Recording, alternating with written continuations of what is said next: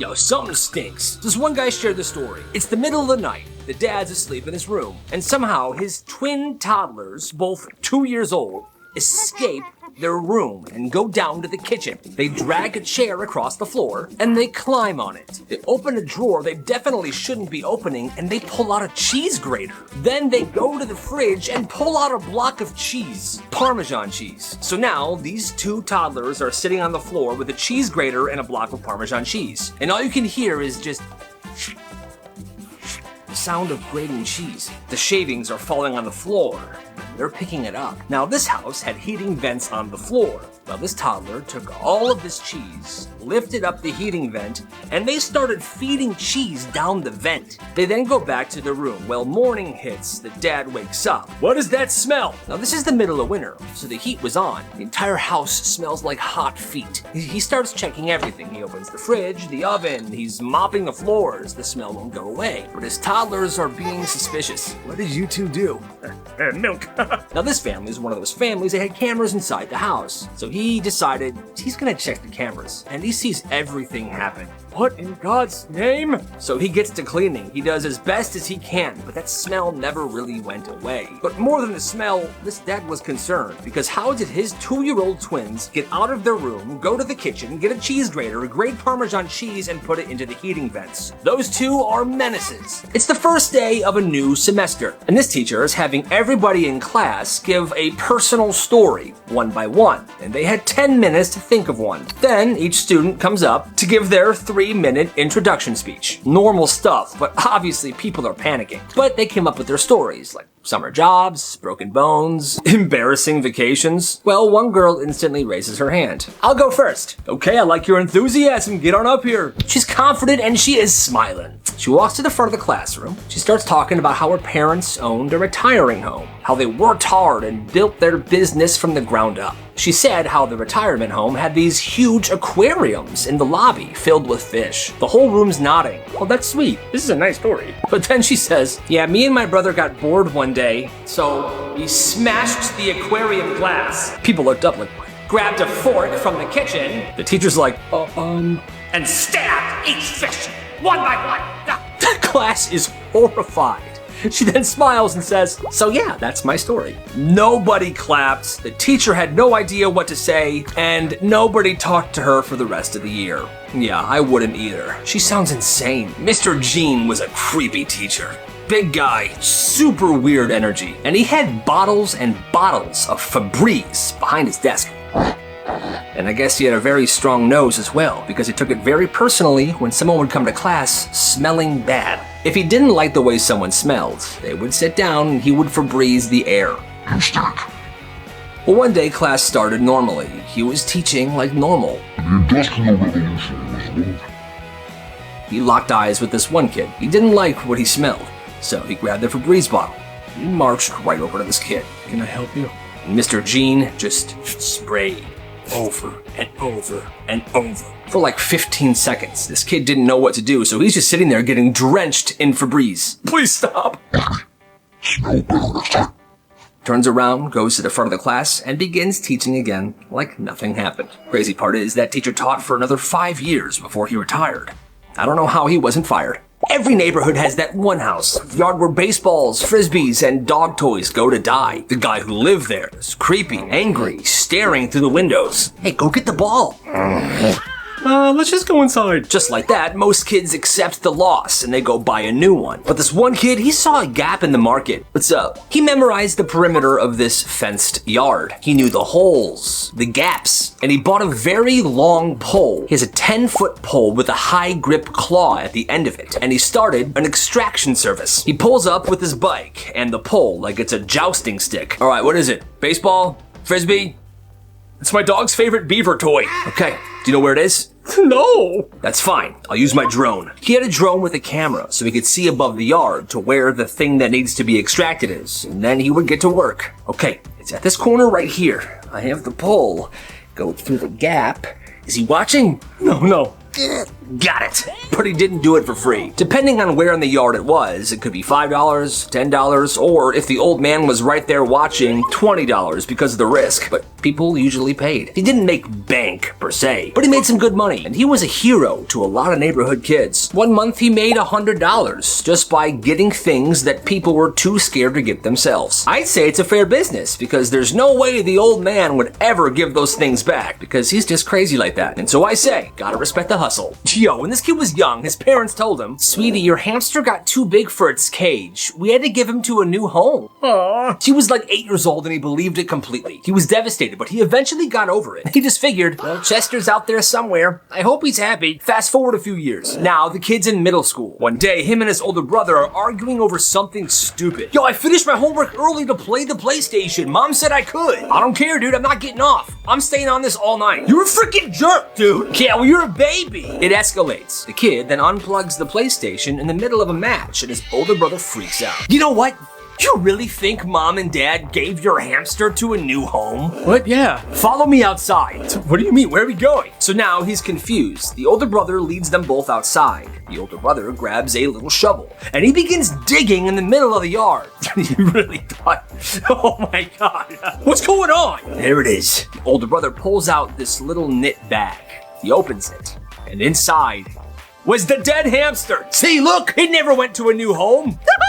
"The cat frickin' killed it, and Mom and Dad lied to you." For the rest of his middle school career and high school, that little brother was a menace to both his parents and his older brother. He said he never forgave them. This kid ran a crazy summer hustle. His neighbor's name was Mr. Henderson. "I'm Mr. Henderson." And he had just left for a 2-week camping trip, but he left his in-ground pool unattended. Most kids would sneak over for a quick dip, but this guy had a different idea. He turned his neighbor's backyard into a literal water park, and he charged every kid on the block $5 for a day pass. Step right up, water park day pass is $5. And people were paying. It was immediately a full-blown operation. There was a cooler full of sodas, there were folding chairs everywhere, and the front yard was a pile of bikes. And these two guys were by the gate, collecting $5 bills. On day 4, the party was at its peak. 15 kids in the backyard, cannonballs, Marco Polo. Some dude fired up Mr. Henderson's grill and was making hot dogs. Then Mr. Henderson shows up. "What in God's name is going on back here?" You see, obviously, one of the other neighbors called Mr. Henderson to let him know what was going on. So he came back from his trip super early. That guard was dead silent. But what Mr. Henderson did, nobody expected. "You, come here." "Yes?" "Listen, I'm going back camping, okay? You could stay here as long as you clean up every day, and by the time I get back, it needs to be spotless. You understand?" "Oh, yeah. Stay out of my house, too, but have fun." And that was that. For the rest of the 2 weeks, those kids had the most fun they've ever had on a summer break. And yeah, that sounds awesome. There's always that one kid in school that would do anything. Not for money or clout, just because. Well, at this school, there was one kid, and he would do whatever anyone dared him to do. Slap a kid with a piece of pizza? All right. Take a dump in the urinal? I got you. Stand up on a lunch table in the middle of lunch and dump a chocolate milk on his head while he's screaming? He didn't just do it, he committed. People started testing him to see where the line was. "I dare you to eat this ladybug, okay? I dare you to toss a spoonful of yogurt on the principal." That's easy. Yeah, there wasn't a line. He would do anything. But here's the weird part. In class, he was completely normal. Yo, what was the homework from yesterday? What was that small package he gave us? It's actually due tomorrow, but super easy. The last question's a trick question though, so be careful. But yeah, you guys should be fine. Let me know if you have any questions. Cool. Well, he didn't have any social media, no Instagram, no TikTok, no Snapchat. So after graduation, he disappeared. Nobody has seen him or heard from him ever since. This one skate park, everyone called this kid the Professor. While the kids from the neighborhood were hitting the ramps, the Professor was sitting at the side with a notebook and a pencil. He didn't even own a skateboard. He just sat there, measuring the incline of the Death Gap, a 10-foot jump over the staircase that was very difficult. Degree angle, this one too. Then one day, the best skater in the neighborhood shows up. Let's call him Jackson. He was there to try to clear this death gap and make a name for himself in the neighborhood. "I'm the best. I can do it." He tried 5 times. Every time, his board would scuff off and he would fall down. At this point, his elbows were bleeding and he was getting incredibly frustrated. Everyone watching was like, "You're not gonna do it, man. You're still a good skater, though." "Yeah, just give it up, Jackson. I'm gonna clear it." That's when the Professor goes up to him. "Hey, dude, you're actually approaching it from a completely different angle. If you hit it right here, just like that, I promise you'll clear the gap. The kid's just trying to help him. But Jackson says, shut up, dude, you don't even skate. I'm not gonna listen to you, loser. But Jackson had went over this jump thousands of times in his head. It's been in his notebook for days. He knows the angles. So he grabs Jackson's skateboard. Let me see this. He hops on, goes to the other end of the ramp, and he drops in. He's going. And he clears it. Whoa, he did it. Hey, nice work, man. What the heck? I told you, bro. If you listened to me, you could have had all the glory. But now, it's mine. Come on! Yeah, I'm awesome! The professor went home, and he never returned to that skate park again. And Jackson, that night, cried himself to sleep. And that's all because it was supposed to be a normal middle school sleepover, but then things got crazy. It was 4 friends, they were all in 8th grade. They had the sleeping bags in the basement, Nerf guns, soda, the usual. They go upstairs, they're playing video games, but then one of the friends says this. Yo, what's that behind the fence over there? Oh, that's my neighbor's hot tub. We should go in it. Oh. Wait a minute. They laughed it off at first, but 1:30 a.m. hits. The parents are asleep, and they went outside. Are we really doing this? This is a bad idea, guys. Shut your mouth, Ralphie. Everyone chill out. We're going in. Next thing you know, all 4 of them are sitting in the neighbor's hot tub, snacking on Doritos, and someone's playing music from their phone. Okay, this is really nice. Pure relaxation, boys. Pure relaxation. Alright, we should get out soon, guys. Shut the hell up! Well, that's when, all of a sudden, the backyard floodlights go on. Oh my god, run! Yeah, there's 4 kids in my hot tub right now. Get out of here! The next morning, everybody's in the kitchen having breakfast. Everyone's worried about last night. Well, the doorbell rings. Oh, I'll get that. Wait, no! Hi, Mr. Johnson. Hi, Carol. We should have a conversation. She found out everyone gets in big trouble, but that sleepover went down in history as one of the greatest of all time. The school banned dodgeball because it was way too violent. Parents were complaining that their kids were getting hurt. So the gym teacher came up with a brand new game, a safer game. It's called complimentary catch. Everyone sits in a circle and tosses a foam ball around. When the ball gets to you, you have to give somebody else in the circle a compliment. Billy, I like your nose. The students gave it a shot, but eventually they were like, this is the dumbest thing ever. They lasted about 1 week until they had enough. One kid gathered some people. Guys, we're not doing this anymore. He rallied the entire grade to skip gym class the next day. And word spread like wildfire through the hallways. When gym period rolled around, not a single student showed up. All right, who's ready for some compliments? Where is everyone? At that very moment, practically every single student in the grade was out in the back field. They split into 2 massive teams, and they brought out all the dodgeballs. And they started the biggest dodgeball war that school had ever seen. It was beautiful. Kids were diving, dodging, launching balls from every direction. The principal and every single teacher made their way outside to see what was going on. And there's like 150 kids playing a huge game of dodgeball in rebellion. Everyone tried to blow their whistle. They tried to break this game up, but they couldn't. The dodgeball game lasted for an hour and a half. And when it finally ended, the students just walked back inside. And they accepted whatever punishment came their way. Next week, dodgeball was reintroduced back into gym time. That's crazy.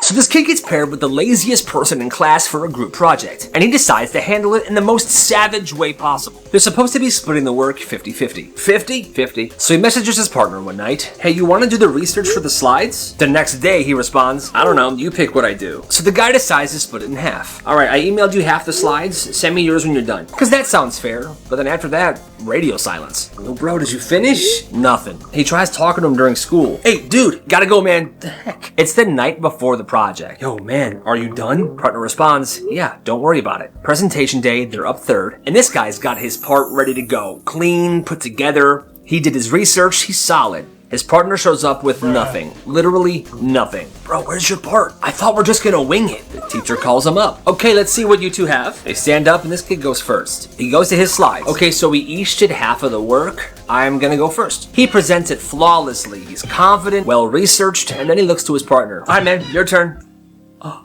He freezes. The partner gets up there to try to wing it, and he presses the button to go to the next slide. And all the slide said was, this section was assigned to Carlos. Bro, you didn't do it? You didn't do your part? No. He gets full credit. Yes. You get 0. And the kid sat down, proud of himself, while his partner stood up there completely shocked. The rest of the class just laughed. Yo, that's savage. You must clean the dish before you put it in the dishwasher. What? Kenny's mom had this incredibly specific belief that the dishwasher was only meant for sanitizing, not cleaning. If you put a plate in there with a smear of sauce on it, she would pull each and every dish out of there, give you a lecture, and make you wash every dish before you put it back in. Kenny, look at this. A smudge of barbecue sauce. Take these all out, rewash them, and put them in the dishwasher. Kenny spent 45 minutes every single night scrubbing clean plates and cups before putting it in the machine. He'd be there scrubbing, looking at it. Mom, it's literally called the dishwasher. Can't we just start putting them in there and that's it? No, Kenny. He does this for years. Scrub dish, put dish in dishwasher run, dish done. One day he goes to his friend Steve's house. They have dinner there. His mom takes all these greasy, messy, nasty plates and puts them directly in the dishwasher. Huh, so Steve, your mom just puts them in the dishwasher? Yeah, it's a dishwasher, Kenny. It washes the dishes. Bruh. Kenny then realized he spent years doing a pointless task because of his mom's OCD. Mom, Steve's dishwasher cleans their dishes just fine. Yeah, well, Steve's family probably shares a shower towel, so. Jeez. I think she was embarrassed. This isn't Monsters, Inc. It was a Monday. The class voted on a movie to watch for Friday because they had been good and they had gotten good grades or something like that. Everyone voted. It was a huge thing. The final tally is that Monsters, Inc. was the movie that they were going to watch on Friday. Heck yeah. Monsters, Inc. is awesome. Even the teacher said, "That's a great choice, class. I love that movie." Well, cut to Friday, somebody brought a big bag of popcorn and Ziploc bags. They were passing out popcorn to the whole class. People were hyped. The lights go off, everyone's ready, and then the teacher says this. "Okay, class, today we are watching The Miracle of Wheat Production, a 52-minute educational film made in 1987. You're gonna love this." Okay, so now everybody's confused. What the literal hell is happening right now? She presses play. The movie is grainy. The opening song is a banjo when you hear this. "Let's take a journey through the fascinating world of wheat." People don't really know what to say. The teacher's just sitting there smiling. Finally, one kid says loud enough for her to hear, "Yo, answer us. What happened to Monsters, Inc.?" "Well, I realize it might not be educational enough, but you guys are gonna love this movie. I promise. Give it a chance." And they never forgave her for what she did that day. Top 3 principles on a power trip. Number 1, this principal banned all backpacks because the hallways were messy and crowded. So now kids had to carry classes worth of stuff in their arms all day. Folders ripping open, papers on the floor. Meanwhile, this principal still walks around with her leather briefcase. Pardon me. Became such an issue, parents kept calling the school asking why backpacks weren't allowed. After a few days, so many kids started asking the principal about her briefcase that the rule died. The next one. This principal was tired of students being late to first period, so he forced every single teacher to lock every single classroom door the second the bell rings. And if you don't do it, there's gonna be problems. Didn't matter if it was raining outside or if your bus was late. If you weren't there before the bell, you weren't getting into class, and you had to go to the office. One morning, a school board member showed up for a surprise visit, and when she walked through the hallways, she saw tons of students banging on their classroom doors trying to get in. What is going on here? Number 1, there was a principal who decided students were too loud during lunch, so he made the cafeteria completely silent, and detentions were handed out to anyone that spoke even one word. Milk? Detention! Hundreds of kids eating in total silence. It was completely insane, until one day this kid brought a whoopee cushion. He thought it would be funny to prank his friend during silent lunch, so his friend sits down. It was a slow, loud whoopee cushion fart. Everyone was silent for a few seconds after that. Then they just burst out laughing. Even the principal. Okay, we can talk again. I guess all it took was some light-hearted fart joke to turn the mean old man into a softie again. Have you ever wondered how some parents can be so cruel? There was this family where the dad had a rule for everything. No phones at the dinner table. No friends over without a 48-hour notice. Bedtime at 9 p.m. sharp, even on weekends, no exceptions. And his teenage daughter had to keep a handwritten log of what she did every single hour of every single day. And if you don't do it, you're in big trouble. Which is completely insane. Well, one day, this girl forgot to log what she did after school, and her dad completely loses his mind. Takes her phone, her laptop, her journals, her books, and her TV, everything she enjoys, and he locks them in the garage.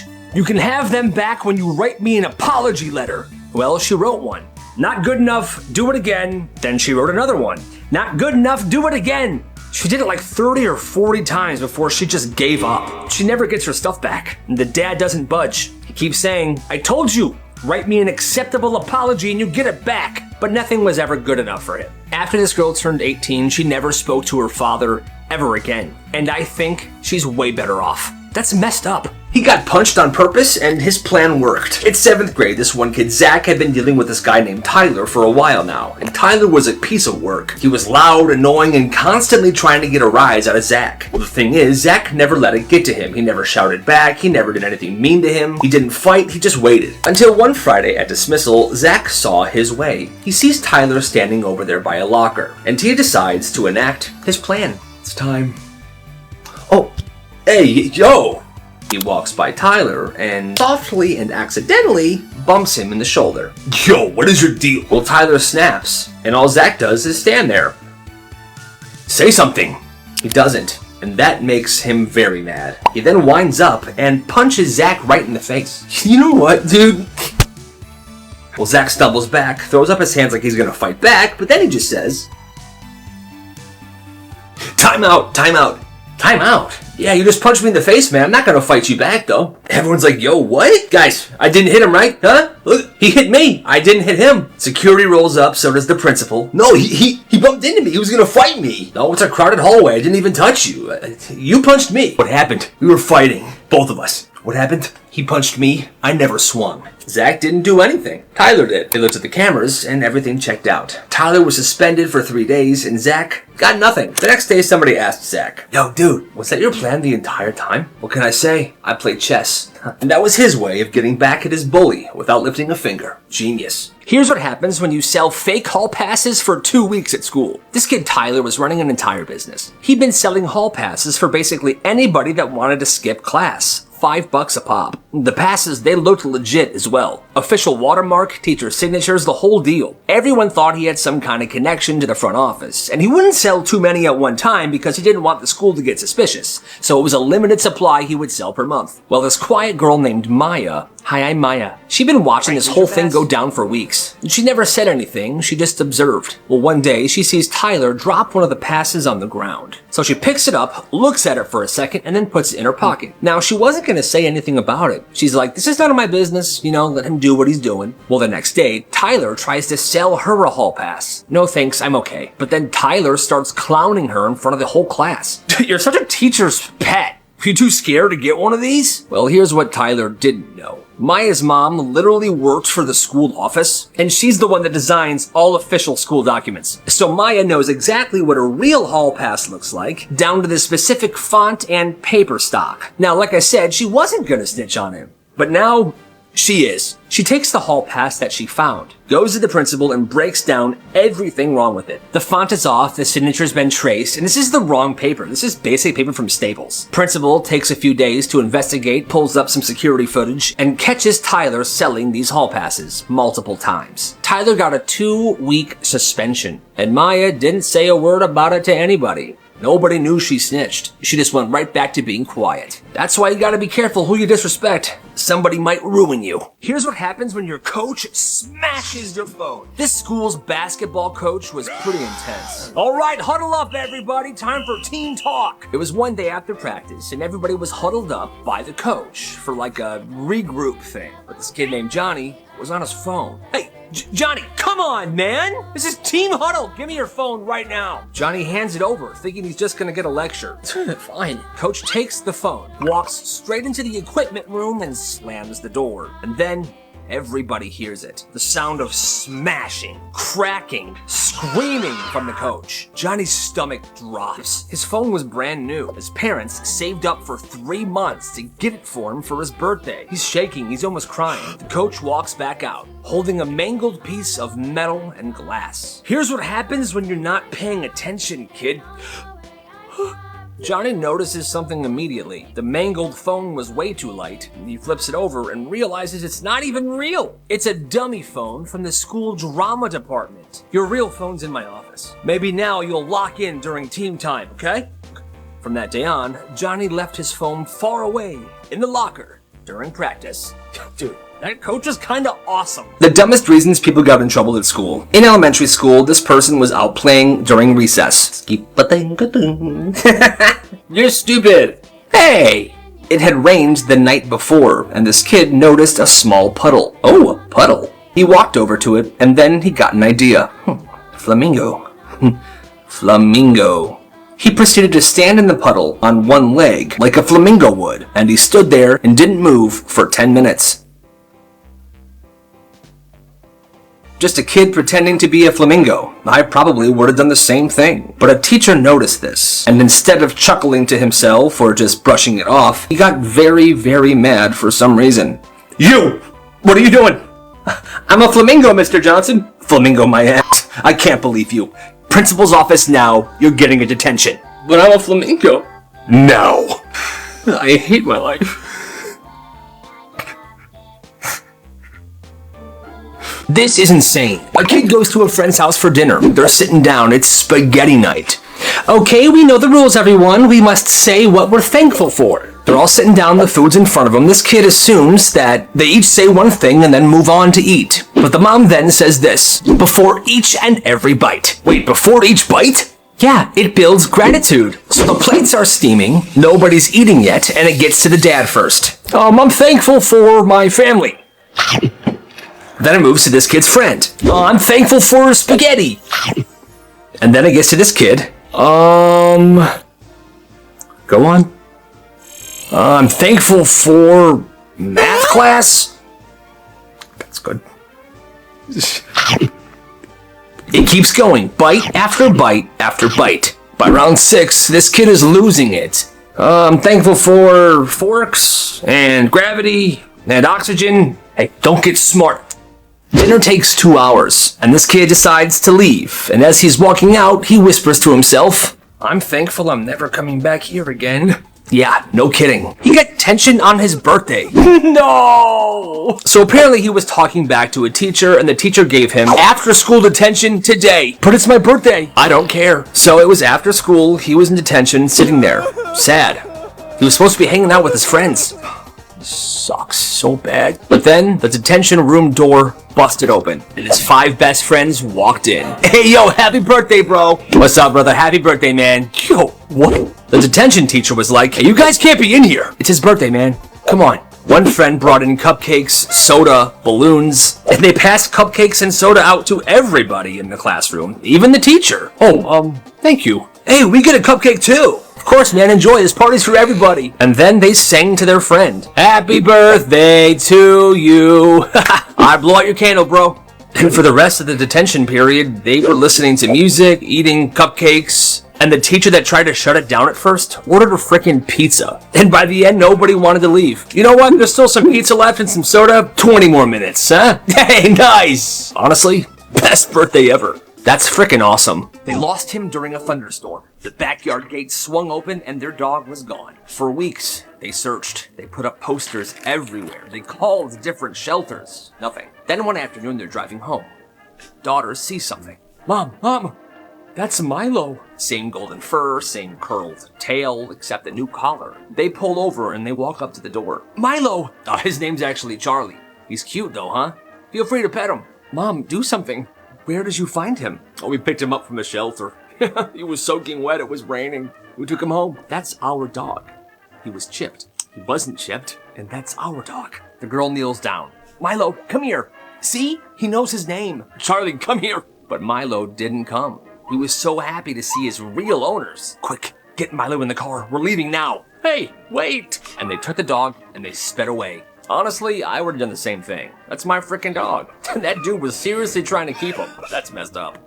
The fight started in the hallway, slamming into lockers, shouting, loud noises. When it was finally over, one teacher saw one kid whose shirt was ripped. And that was Ethan. Hey, I'm Ethan. Ethan didn't throw a punch. He wasn't even a part of the fight. He was just the one who was trying to pull his best friend Marcus off of the other kid. So when the principal called Ethan to the office, Ethan just took the hit. Did you do this? Yeah, I did. And what about your friend Marcus? I saw him near you. Was he involved too? No, he wasn't. It was all me. He's suspended for 3 days. When he comes back, a few people treated him a little differently, like he was some sort of, bad kid. But a couple days later, his friend Marcus couldn't hold it in anymore. He felt guilty. So he went to the principal's office. He was crying. He told them the complete truth. The next day, Ethan's called in. "You could have cleared your own name. Why didn't you?" "Nah, it just didn't feel right. Marcus has got enough stuff going on." "I'm incredibly proud of you, Ethan." "I am." By the end of that year, Ethan's grades aren't perfect. But the principal writes him a college recommendation letter.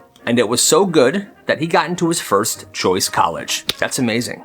It started at lunch one day when this kid pulled out a Ziploc bag of perfectly peeled orange slices. It was clean, cold citrus. Immediately, the kid next to him goes, "Yo, can I have one?" "Yeah, for $1." The next day, he brings 2 bags. The day after that, he brings 5 bags. He starts charging people $1 per baggie. And people actually paid. Business was absolutely booming. He calls it the Fresh Citrus Company. And he draws his logo on each Ziploc bag with a Sharpie. It's an orange with sunglasses on. Within a couple weeks, business was booming so much that he was bringing these unpeeled oranges to school, and he had hired 2 other students to help him peel them throughout the day. He had trained them on how to peel because part of his business was having the perfectly peeled orange slices. He called these guys his citrus team, and he split some of the profits with them. But it all ends when a teacher pulls him aside and tells him that he has to stop. "You aren't allowed to sell food on school grounds unless approved by the district. You're shut down." He challenged this, but then the principal got involved and it was kind of a whole thing, so the business was shut down. That day, he got together with his citrus team. They each had one last slice together, and they went their separate ways. "It's been an honor, team. I will peel oranges for you anytime. Godspeed.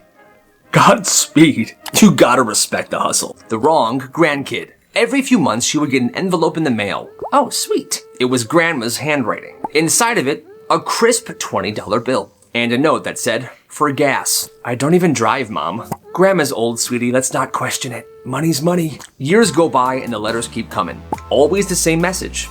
For gas. Then one summer, the entire family's over for a barbecue. Well, her cousin pulls up. New car, loud music bumping. He's about 5 years older than she is. "What's up, family?" Grandma hugs him. She's laughing. "Oh, I see that gas money's going to good use." The cousin goes, "Gas money?" "Yeah, I've been mailing it to you for years." Well, this girl overheard that. "Grandma, you've been mailing me that." "Oh, my fault." What had happened was the grandma had written down this address years ago. It was the wrong address. It was the address of Ashley Johnson. The grandkid she meant to send it to was Adam Johnson. So all she wrote on the letter was A. Johnson. You can see where the confusion would come into play. "Well, Grandma, looks like you owe me like $300 now." No. Your cousin probably needed that money more than you do. I mean, look at your nice car. You got plenty of it. That's hilarious. This kid's an evil genius. At this school at the end of the year, they had a kindness award. The person who would win this kindness award would be given a $50 Dairy Queen gift card, 5 homework passes, and your picture on the wall of the main office. Well, the thing is, the person who won was voted on by a random committee of teachers. 5 teachers, different every year. So 2 months before the vote, this kid hatches a plan. He finds out who's on the committee. 1, 2, 3, 4, and Mrs. Stevens is the last one. Perfect. Once he found out, he starts doing the most calculated acts of kindness in front of each and every one of the teachers on the committee. For one teacher, he holds the door open for her every single morning. "Ah, yes, good morning, Mrs. Stevens." "Oh, how nice. Good morning, good morning." That's right, I'm nice. Another teacher, he brings in a plant labeled "For Your Mental Health" and hands it to her. "Here you go, Mrs. Johnson. I thought you would like this." "Oh my God, I love plants. How kind are you?" That's right, I'm kind. What was that? Nothing. Don't forget to water it. Bye. One time during lunch, he stands on a table and gives a speech about gratitude. And then after that, he walked around the cafeteria picking up trash, helping the janitors. It wasn't even subtle. One time, he handed a granola bar to one of the teachers and straight up said, "Here you go, for kindness." "Well, aren't you just a nice student?" And at the end of the year, he frickin' wins, and it's by a landslide. And that day, after school, he took that $50 Dairy Queen gift card, and he spent it all on himself. Needless to say, he had a terrible stomachache the next day.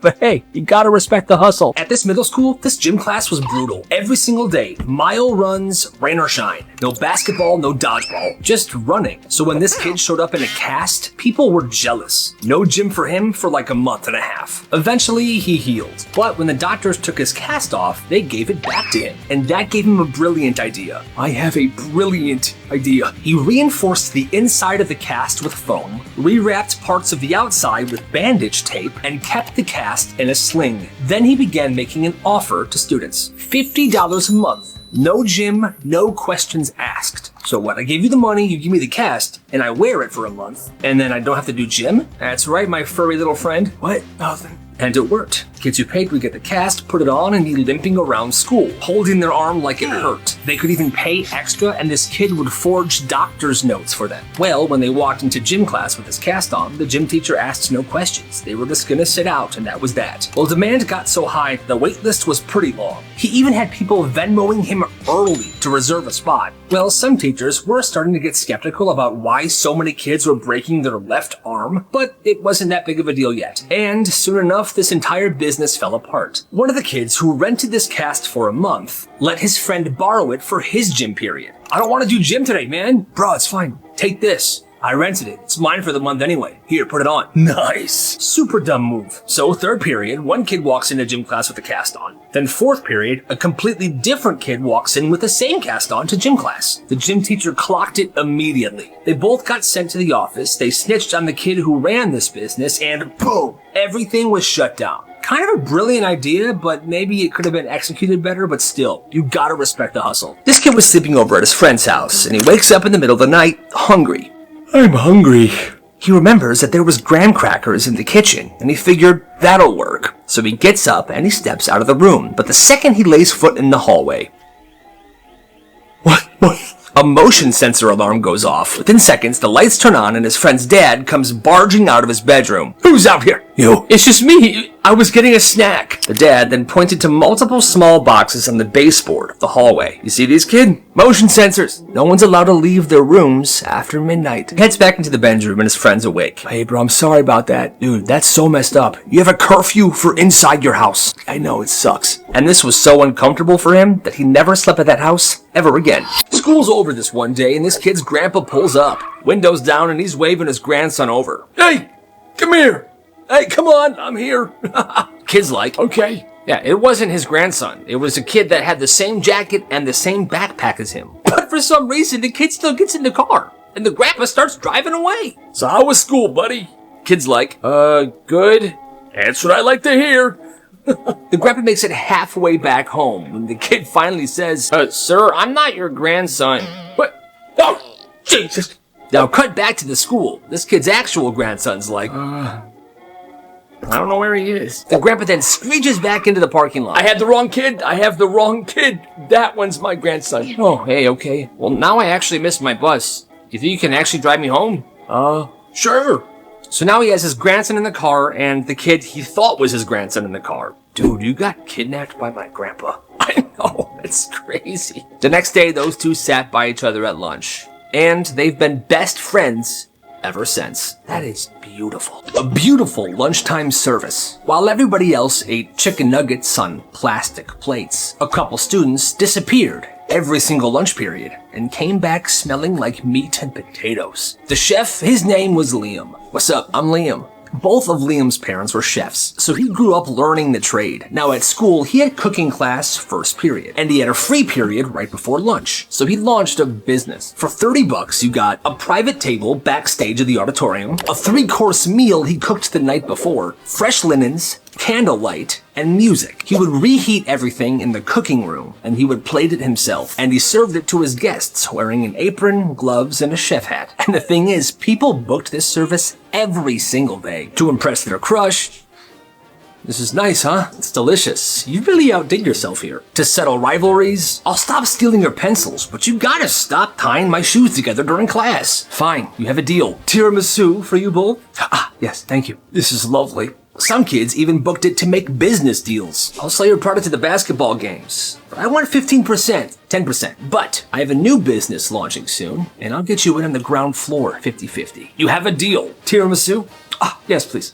This is lovely. And spots filled up in advance. This service was booked like 3 weeks. He only did 1 table a day. He never advertised. It was simply word of mouth. If you wanted to book, you would have to come up to him and say, "Chef, do you still offer your service?" "Absolutely. I could fit you in 2 weeks on the 17th. "I'll take it." Holy crap. You gotta respect the hustle. This kid turned a broken vending machine into a business. So during construction at this one school, it got moved to this weird corner by the band room. Most people ignore it. It's kind of like cracked. The lights don't work in there. It just looks off. This one freshman notices something. If you tilt the keypad kind of forward, it'll come off. And there's a bunch of random little switches and buttons behind it. And he realized if you just press a bunch of these buttons, snacks just start falling out of the vending machine. This broken vending machine, what does this do?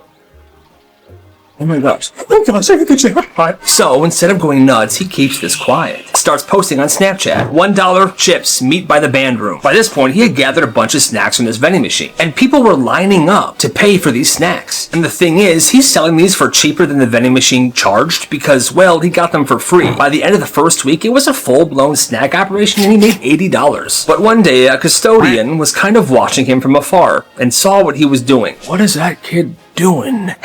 Nice. Dear God. The day after that, the vending machine was moved. But by that point, most of the snacks were gone anyway, and he made a good amount of money. So, hey, you gotta respect the hustle. You see, it started in 5th grade. Every morning, he would flip open this little blue notebook. His notebook would have 2 columns. On the left, it would say prediction. On the right, it would say results. What was he doing, you ask? He was predicting people's sneezes. And to him, it wasn't a joke. But he would track sneezes every day. And the freaky part was, he got weirdly accurate. It would be math class. He would sit down, he would open the notebook. On the left, under prediction, he would put Ben. 10 minutes later, Ben would sneeze. Under result, he would put Ben. It would be English class. He would sit down. Under predictions, he would put Kylie. 15 minutes into class, Kylie would sneeze, but there were some days where he's like, I don't think anybody's gonna sneeze today. So under prediction, he would put nobody. You see what I'm saying with this? Nobody knew what the point was until the last day of school. Somebody asked him, "Yo, bro, can I see your sneeze notebook?" "You know what, man? Yeah, here." And there it was, pages and pages and pages of sneeze predictions. And on the last page, the results. Total sneezes predicted correctly, 114. Incorrect predictions, 9. Accuracy rate,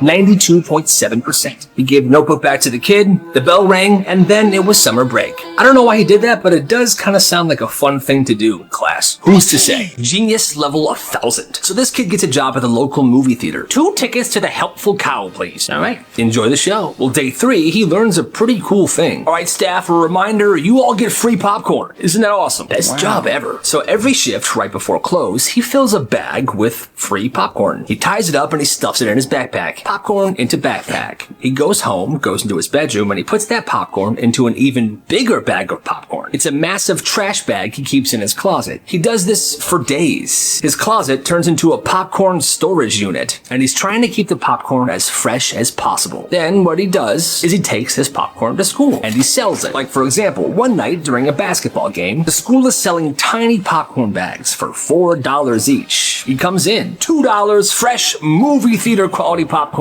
$2. He goes behind the bleachers and a line forms. People are ditching the real concession stand to buy popcorn off of him. He upgrades his business too. Employees get 50% off of all candy. So one day he buys a bunch, tosses it in his backpack, and sells it at school for full price. I hear you have candy. Yep, Twix, Reese's, Butterfinger. What do you want? He's basically running concessions every day at school. And by the end of the year, he made more money selling popcorn and candy than the theater paid him to work there. And that is genius. You gotta respect the hustle. This kid had terrible handwriting. Like, teachers would sigh whenever they saw his papers. Good Lord! So when this kid's class had to turn in a handwritten essay, he decided he was gonna actually try. I'm gonna actually try. So the night before it was due, he sat down. He had his pencil there and he was ready to get to work. He took his time. If a word was sloppy, he erased it. And he did it again. Slowed the letters down. He was doing a really good job. The next day, he turned it in proud. It wasn't perfect, but it was way, way better than how he usually writes. Well, get this. The teacher looks at it and goes, whose handwriting is this?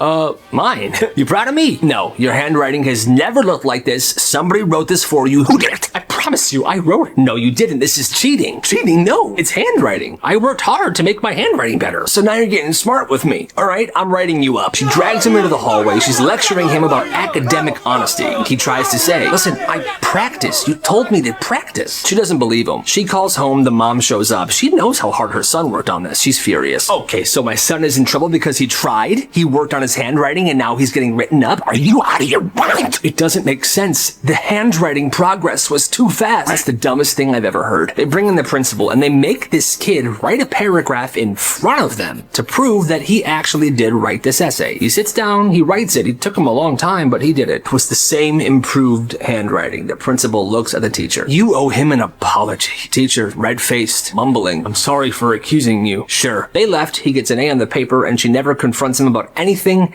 ever again. After that year, she retired. It's the end of the semester. Grades are locked except for one final group project. Well, this kid named Brian is already failing the class. Even if he gets an A on this project, he's still done. Nothing matters. Well, his teammates on this group project, he overhears them talking. If I get a B on this project, I pass the class. Same, I can't fail this. The night before the presentation, Ryan's in his room and he's on his laptop. He goes to the Google Docs and the Google presentation and he deletes everything. The next morning in class, it's a nightmare. Okay, Kayla, Kyle, and Ryan's group. You're next. I don't know what happened. It's not here anymore? Wait, let me see. It's all blank? What happened? Oh, that's so weird. Well, did you have backups? No, you know how strict I was about this. You all get a 0.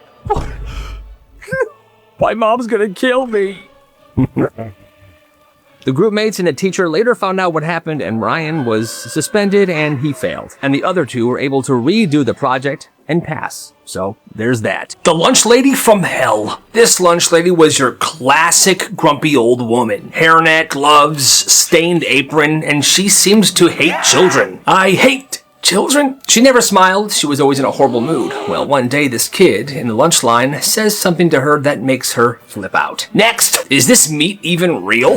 The whole lunch line starts laughing at her. And then another kid goes, yeah, is it even real? Also, you're the worst lunch lady ever. Even Mrs. Johnson's rabbits hate you. Now, a little sidebar here. Mrs. Johnson was the art teacher, and she had a cage of like 4 rabbits. They would sit outside her door in the hallway. And the school loved these rabbits. These rabbits were cherished. They were lovely little rabbits. Well, the lunch lady didn't like hearing this. Quit laughing at me! This is funny to you! You're gonna regret this! Oh, you're gonna regret this. So lunch ends, and later that day, this teacher was walking the hallways when she notices the lunch lady standing by the rabbit cage. Scrap-a-dink-a-dee. What is she doing? She's wearing her rubber gloves. She has a strange bag, and she's putting the rabbits in this bag. 1 rabbit, 2 rabbits, 3 rabbits, 4. Now I'm gonna throw you all on the floor. Okay, she didn't make that little rhyme, but still, she was putting these rabbits in a bag and she was gonna do something horrible with them. Well, the teacher said, hey, put those down! Security, the lunch lady's taking the rabbits. Security shows up, takes these rabbits and puts them back in the cage. They then drag her to the office and they send her home forever. After that day, the rabbits stayed inside Mrs. Johnson's classroom for safety. I wonder what she was gonna do to the rabbits. That's insane. Have a good day, sweetie. Don't miss the bus. I won't. He waves, he shuts the door, he walks down the street, and he pulls out his phone and he calls the school. Hi, this is Mr. Thompson. My son's gonna be sick today. Johnny Thompson? Okay, sorry to hear that. I'll mark him down as absent. Have a great day. He then walks to the local store, buys a bunch of candy, and he hangs out at the park. Meanwhile, his mom and his dad had just finished a morning appointment. Hey, since we're both off work today, let's go surprise Johnny with some lunch. That's a great idea. We'll get him some Wendy's and we'll drop it off at the office. We'll have him come down and say hi. Perfect. They get the Wendy's, they pull into the school parking lot, and they walk into the front office with a brown Wendy's bag and a Frosty. Great parents. Hi, we're here to drop this off for Johnny, our son, Johnny Thompson. Oh, Johnny's not here today. What? Oh yeah, Mr. Thompson called in this morning. He's sick. I'm Mr. Thompson. No, I did not, and no, he is not. Oh, boy. Now cut to Johnny, their kid, in the park, playing phones on his game and eating candy like he's a frickin' king. His mom calls him, and he doesn't even think at first. Hey, Mom, what's... I know what you did. Oh, man. He then goes home. His parents come home with the cold Wendy's and the melted Frosty. Johnny was grounded, but they still let him eat the Wendy's. It happens. These 2 sisters begged for a dog. Please, please, Dad. The dad would always say, you girls are not responsible enough. Well, years go by, and after years of pleading, the dad finally caves in a little bit. He compromised and brought home a pot-belly pig. Oh my God, a piggy! They named her Sonic because she would sprint around the house like lightning. And for a while, Sonic was family. She would nap underneath the dining room table, roll over for belly rubs. She would even let the family rest their feet on her like she was a footrest. Well, Sonic didn't stay small. Within months, she grew into a 4-foot pig that lived in the patio. Well, then came the house renovations that were supposed to be done. The dad said the workers were going to be there all the time and there was nowhere for Sonic to stay. She's got to go somewhere. She can't stay here. Well, honey, we have to figure this out. We can't just let her go. They begged. The mom looked around and she found a country club that was willing to house her temporarily while the renovations were getting done. But the dad said no. Weeks later, the mom and the daughters flew to Sydney, Australia to visit some family. One night, the phone rang. And it was the dad. So nobody agreed to take Sonic. Okay, I'll make some more calls. Don't bother. I put her down. She's gone. It's for the best, okay? Have fun. What? The three of them just sat there in silence. They were stunned. Your dad killed Sonic. What? No. They were absolutely devastated. That dad is the absolute worst. And rest in peace. It's the first week of school and this kid's rocking some brand new expensive Nikes. Hey yo, peep the kicks. Ooh, those are clean, bro. Yeah, they remind me of my mom. Then in the middle of class, the fire alarm goes off. Oh, all right. And everyone crams into the hallway. Excuse me. Well, as he's making his way out, a student behind him steps on his right shoe and his shoe comes off. Yo, wait, my shoe. Keep it moving. He gets outside and he's standing there with only one shoe on. Every grade is lined up. He's begging him to go back in. No, you don't understand. My other shoe is inside, and those were expensive. Are you nuts? No, forget it. Eventually, they're all let back inside, and he's looking everywhere. He can't find his shoe. It's like it's just gone. And at lunch, he's sitting there, and here's where it gets interesting. I guess some kid saw that the shoe had fallen off and took it, put it in his backpack. You see, they took a picture of the shoe, put it on a document, and typed, "If you ever want to see your shoe again, it's $45. And as he's sitting at lunch, someone in a hoodie slips him this note. Man. Now it's a full-blown shoe hostage situation. There was a random email on the flyer, and he emailed it. The kidnapper set up a spot, told him to drop the money, and they would drop the shoe. And he paid the $45. But hey, he got his shoe back. That's actually crazy. This is messed up. So a group of friends were invited to their classmate's house. Guys, dinner at my house tonight. Be there. And this kid's parents were there. They're polite, they're well-spoken, just good people. For dinner, they eat homemade pasta. They're laughing about classes, midterms, teachers. A normal, fun night. When dinner is over, everybody offers to help. Yo, let me help clean the table off, guys. Yeah, I can do dishes too. But the friend's like, no, don't. My parents will do it. Don't worry about it. They just laugh. But then they're like, wait, is he serious? His parents start doing the dishes, cleaning off the entire table, while their kid is just flipping through his phone. Later on, they move to the living room. They're all just chatting. The dad comes in and begins talking to one of the other kids. So you work in foreign policy? Yeah, and then on my free time I do a lot of traveling. I have an art studio in my garage. Dude, you are so cool. This kid's having a great conversation with his friend's dad. Then out of nowhere, this friend says, come on, Dad, shut up. Nobody cares about your boring job crap. Please leave. The whole room freezes. Like, what is going on? The dad's face drops, and then he says, hey, come on, man. Don't talk to me like that in front of your friends. It's disrespectful. Go away. After that, nobody talks. His friends just grab their stuff and they begin walking out the door. Hey, where are you guys going? We're leaving, man. Your parents are great. This whole thing is just weird. Fine, leave. And on the ride home, all they can talk about was how disrespectful this kid is, and nobody ever hung out with him ever again.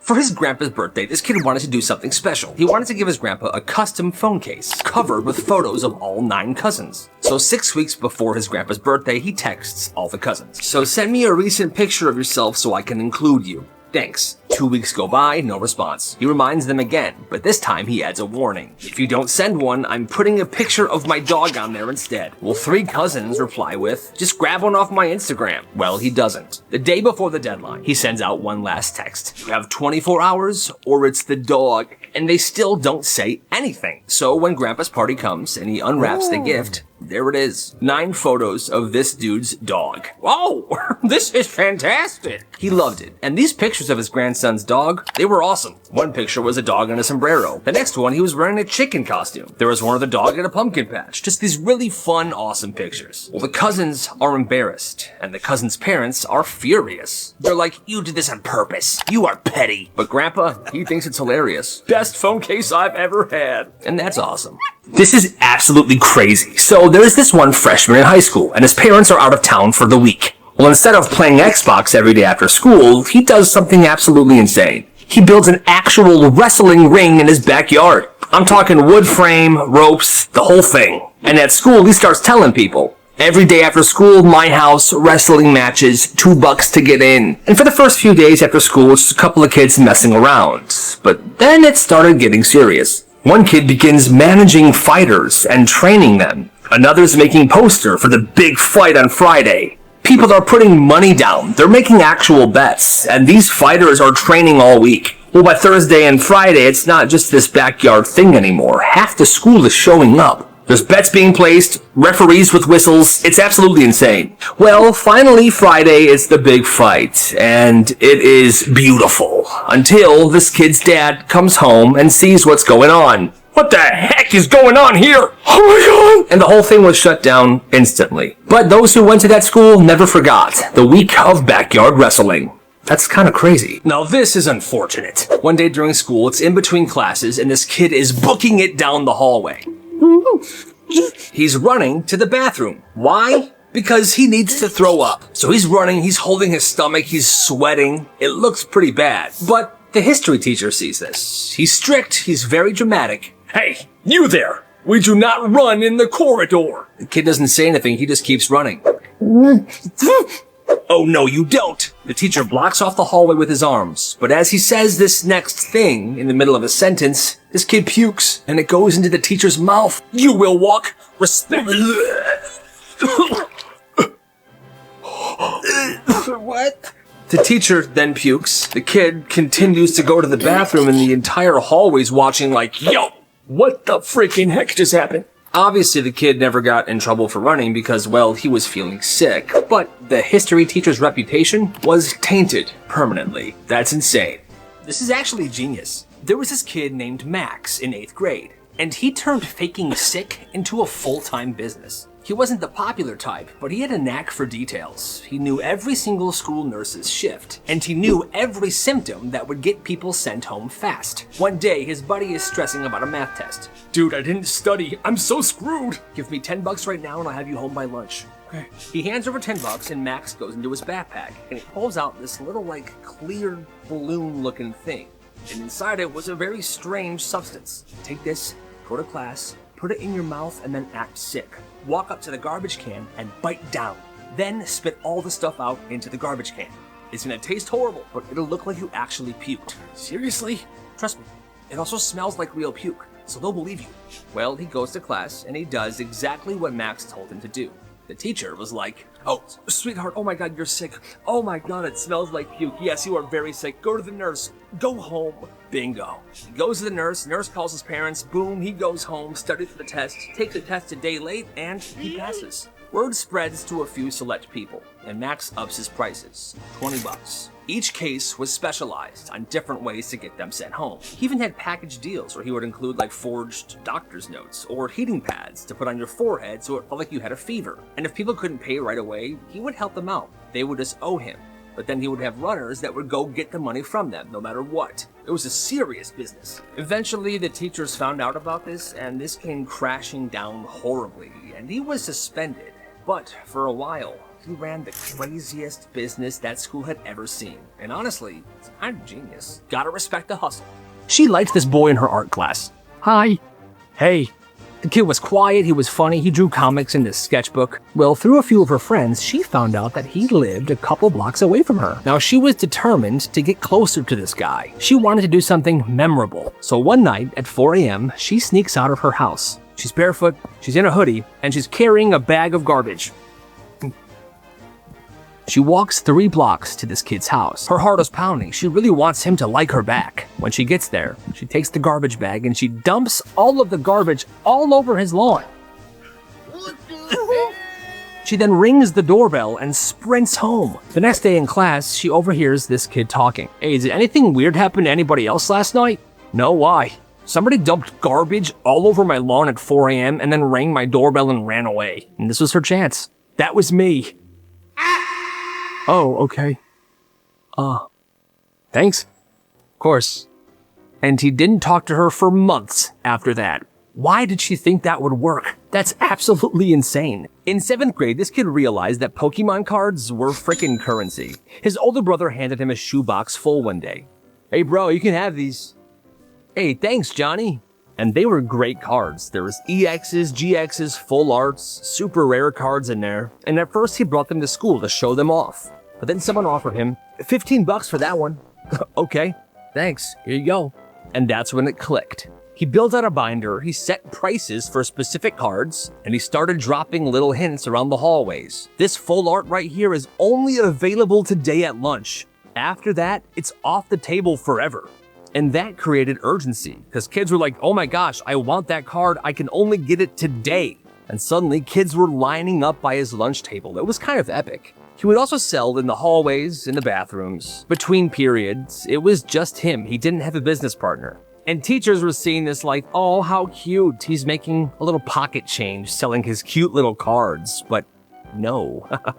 By the end of that year, he pulled in more than $3,400. And that is a business mindset. You gotta respect the hustle. Yo, I got a shortcut. Through there? So after school one day, this kid swears he found a shortcut home. He's pointing to this giant cornfield like, trust me, it's way faster. Now, a bunch of kids are skeptical. Bro, that's not a path. That's just corn. But half the group follows him anyways. At first, it's funny. They're laughing, they're pushing through the corn stalks, they're making jokes. Then 10 minutes pass. There's no road. It seems like it's just endless corn. Wait, we passed this corn stalk already, didn't we? It's all corn, man! Trust me, just we'll keep walking. After a bit more walking, panic does begin to kick in, and their phones aren't working. The sun's setting, you can hear coyotes in the distance. You hear that? We're gonna die! By the time they finally stumble out of the cornfield, it's dark, they're dirty, scratched up, and dehydrated. And what do they see throughout the neighborhood filling these streets? Police, firefighters, parents, everybody freaking out. Turns out, word spread fast, and when this group of kids never came home, things got crazy. Hey, a bunch of kids never came home today. Get every unit out there right now, we gotta find them! The whole town formed a frickin' search party. And this shortcut, it added 4 hours. And the kid that had this idea never lived it down. That's insane. This is the dumbest school rule ever. This middle school had the stupidest rule where students had to walk upstairs one step at a time. Well, you know how sometimes when you're walking up the stairs, you'll skip a step and walk 2 steps at a time to get to the top faster? Well, this school had something called a service squad. It was people that would stand in every stairway in the school, and if any student skipped a step, they were made to go back down and come back up the right way. Yup. Skip the step, back down. Do it again. I hate this school. That's absolutely ridiculous. This kid's parents had the weirdest rule. This girl said that when she was a kid, she spent a lot of time at her best friend's house. Well, her friend's mom had this rule where they weren't allowed to drink more than 1 glass of water in the afternoon, no matter how thirsty they were. Her mom thought more water would dilute the nutrients in your body, which doesn't make a lick of sense. Well, this girl would get thirsty, and 1 glass of water wasn't enough for her. So what she would do was she would go to the bathroom and drink water out of the sink anytime she got thirsty. Well, one day, her friend's mom caught her. Hi, yeah, what the heck are you doing? Huh? I'm sorry, I'm just very thirsty. You know the rule here. Are you disrespecting my rule? Are you disrespecting me? No, ma'am, I'm just really thirsty. Get out of my house now. She kicked her out, and she didn't let her daughter hang out with her ever again. This girl's classmate was petty for this. They were in 1st grade, and one day they were just sitting in class.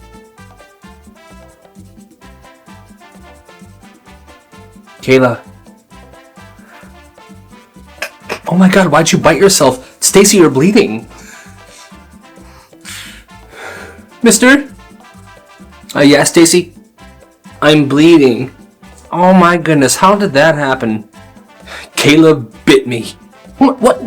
No, I didn't. Yes, you did.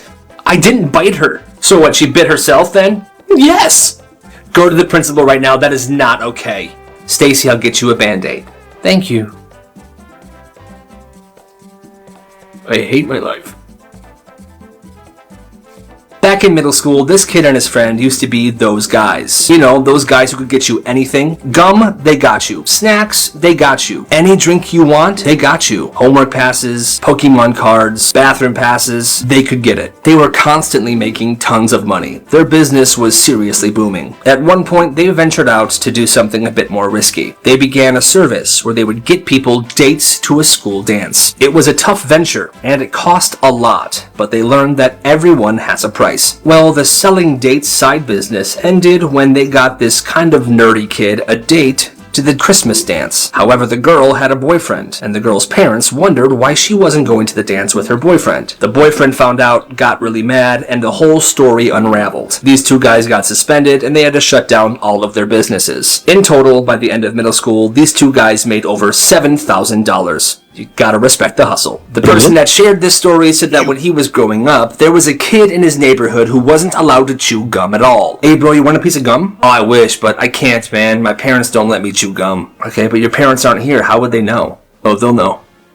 He eventually got tired of this rule, and he wanted to chew gum. So he thought of something that was kind of a loophole. Instead of chewing gum, he would cut up small pieces of leather, and he would soak the pieces of leather in sugar water for a few hours. Once they were nice and soggy, he would chew on them and pretend it was gum.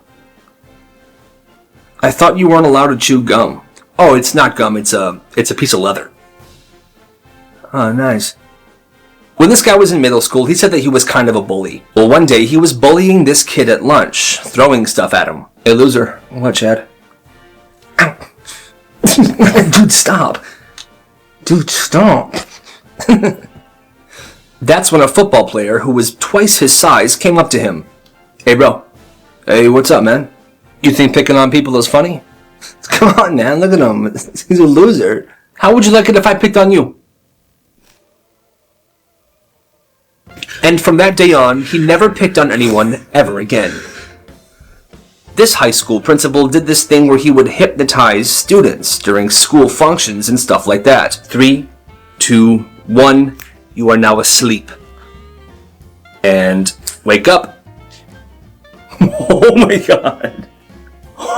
That was crazy. The students loved it. It was awesome. However, one year the school superintendent found out that this principal had been hypnotizing the football team before games. At the snap of my fingers, you will all wake up and you will win this game.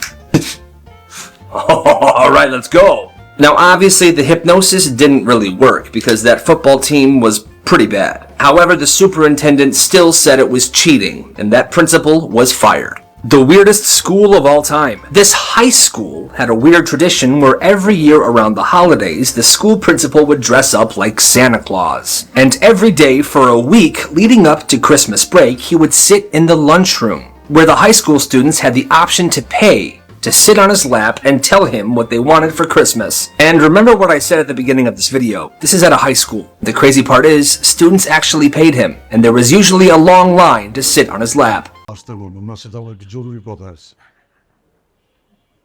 বাবা ভাই আমি তো এলাকা ছাড়ার আগে তুমি একটা গিরাট টুকটা ছেলে যেই ছেলে তানিয়া আমার পিস্তলটা নিয়ে আয় তো কাকা দুধটা কাকা কি দুধটা রাইখে গেলাম মাত্র সে ফেসবুকে স্ট্যাটাস দিয়েছে সে একটি অনাথ বাচ্চাকে কত স্যাক্রিফাইস করছি এলাকার বড় ভাই থেকে রিকশা চালক হয়ে গেলাম আর সেটাই করব যে গরম না আর এই বড় ভাই তোর মায়ের চিকিৎসার দায়িত্ব নিছে সেলিম ভাই ভালোবাসার লেগে জেল খাটছিল ভাই আপনি যত কথাই এই বাড়িতে ওই বদমাইশটার কথা একবারও ভুলে উচ্চারণ করবা না ভাই মিনিমাম আপনি 17 লাইনের একটা কবিতা লেখেন 17 লাইনের কবিতা কিন্তু ছাপাই না সব মাথার ভিতরে থাকে যখন পড়তে ইচ্ছা করে মাথা আমি জানো ওরে বাপ করে দেব আর আমি কি কমু জানো কমু তানিয়া আমি বলাবো কেমনে বেটা কস না কেন বেটা এটা পড়ে আপনার প্রেমে পুরো উত করে পড়ে যাবো আর তো আপনি পারবেন ভাই আপনি পারবেন ও 700 লাইন লিখবো আর বাদ বাকি 300 লাইন আমি লেখা বললাম। একটু নামিয়ে দাও। মানে ও ছাড়া পাক না পাক তাতে আমাদের কি?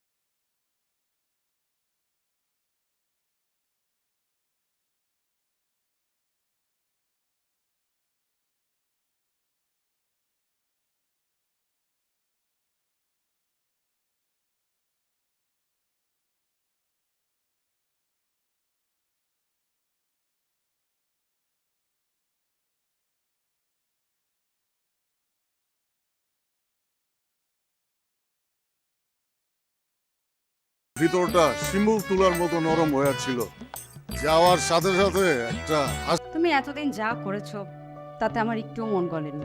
আর তোমাকে ভালোবাসার কোনো কারণ ও আপনি সে বড় ভাই? ভাই আপনার নাম তো আমি বহুত শুনছি, কিন্তু আমার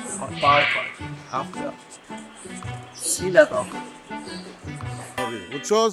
ভাই আমি এটাই বুঝলাম না, আপনি এই মাইয়া তানিয়ার মধ্যে কি পাইছেন? এলাকার সব মাইয়া আপনার মানুষ মাত্রই ভুল করে, তাতে কি?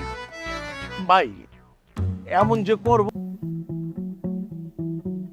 দাঁড়ান, মাথার ভিতরে অলরেডি একদম। তানিয়ার বাপরে আমি চ্যালেঞ্জ করছি, 7 দিনের মধ্যে তানিয়া আমারে আমি প্রেমে ফলাবো কেমনে বেটা? কস না কেন, বেটা। ভাই কি কম গন, মানে হ্যাঁ বাড়িতে কেমনে বাইক করবে এটা তো জানি না, এর মধ্যে আপনি কবিতা দিয়ে দিচ্ছেন। আমি তো কোন হারামজাদা আমার মায়েরা ডিস্টার্ব করে? খালু আপনি শুধু শুধু রাগ করছেন। আমি হইতেছি রিকশা, তুমি হইতেছে এসি বাস। মামা পাড়া দিত। আপনার ছেলের সাথে আমি আমার মেয়েকে বিয়ে দিব। ঠিক আছে ভাই স্যার। ফুটে যাব না, মানে এত হ্যান্ডসাম ফ্রেন্ডলি সুন্দর হারজিত চিরদিন থাকবে। একটা এতিম ছেলের জন্য আজকে আমি। আমার মতো একটা মানুষকে ভালোবাসা যায়। সত্যি বলতেছো তানিয়া? সেলিম, আবার আসবো স্যার। আগে আপনার বাসায় আসতে গেলে পা কাঁপতো, এখন আর পা কাঁপে না।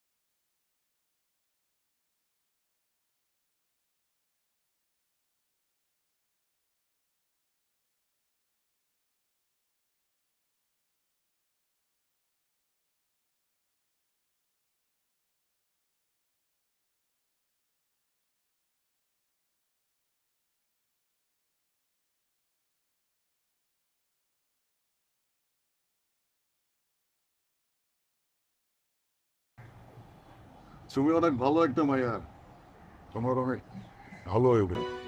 আমার মা হাসপাতালে ভর্তি, ডাক্তার কইছে 2 ব্যাগ রক্ত আর 1 লাখ টাকা যদি আজকে। জন্য পাগল আর আপনি তানিয়ার জন্য পাগল। আরে জুলি, এইটারে কয় ভালোবাসা। তানিয়া,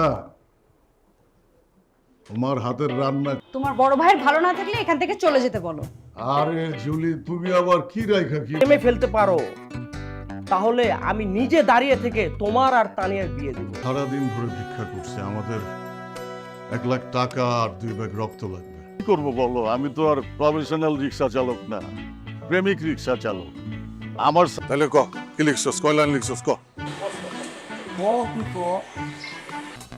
সে কি তোরে খুব ডিস্টার্ব করতো? আরে না, আরে শোন না একবার কি। আচ্ছা, ভাই আমাকে আপনার সাথে লেগে যান। কাম তোরা, বুঝছি তো আমি। আজকে আমার বিজয়ের দিন।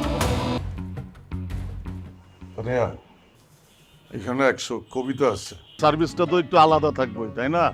দেখেন আমি কলেজে যাব, আমার দেরি হয়ে যাচ্ছে, এসব নাটক দেখা। চাইছে আর কি, ওই যে তানিয়া তো পড়াশোনা করে সন্ধ্যার সময় যদি একটু খায় মাথাটা ঠান্ডা। এই এগুলা কি? এই কার্ডের ভিতরে আমার মেয়ের নাম লেখা কেন? বাইরে মনে কর পিক করতে বুঝছো ওই যে বলছে আছে বলছে